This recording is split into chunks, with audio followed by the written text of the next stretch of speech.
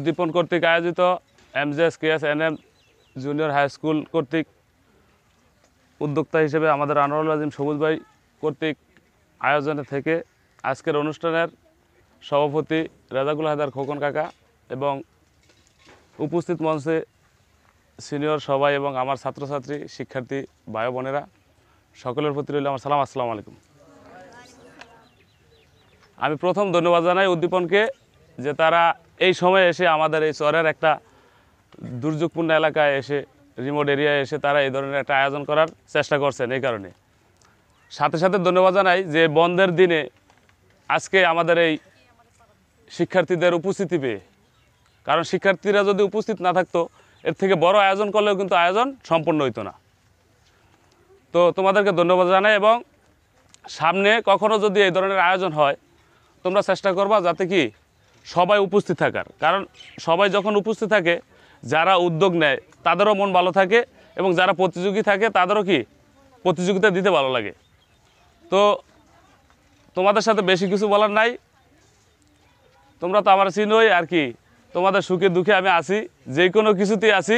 পাশাপাশি আরেকটা কথা বলি, যেহেতু আমাদের এনজিও ফেডারেশনের সভাপতি আমাদের সামনে উপস্থিত, আমরা ভাগ্যবান তাকে পেয়ে। পাশাপাশি আমাদের কালবেলার দৈনিক কালবেলার সাংবাদিক সাহেব, যার পেজ আমি ফলো করে রাখছি সব সময়ের জন্য, আমি তার একজন ফলোয়ার্স। তো আমাদের কিন্তু হাইমসর ইউনিয়নের একটা পাঠাগার আছে, খেলাধুলা না থাকলে কিন্তু মানুষের মন ভালো থাকে না। খেলাধুলা সাংস্কৃতিক অনুষ্ঠানের জন্য আমাদের হাইমসর ইউনিয়নে একটা পাঠাগার আছে, যেটার নাম হলো কিগান পাঠাগার। কাকানি ঠিক আছে? কিগান পাঠাগারের সভাপতি হলো আমাদের স্কুলের নাজিমউদ্দিন মোল্লা সাহেব এবং সেক্রেটারি হিসেবে আছেন আমাদের অত্র প্রতিষ্ঠানের প্রধান শিক্ষক আনোয়ারুল আজিম সবুজ ভাই।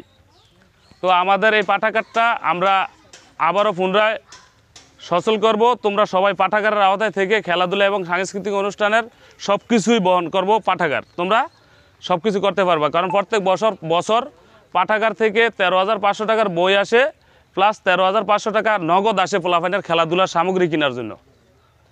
ঠিক আছে? তা আমি তোমাদেরকে ইনফরমেশন দিয়ে রাখলাম, তোমাদের স্কুলেই পাঠাগারের আয়োজনটা থাকবো।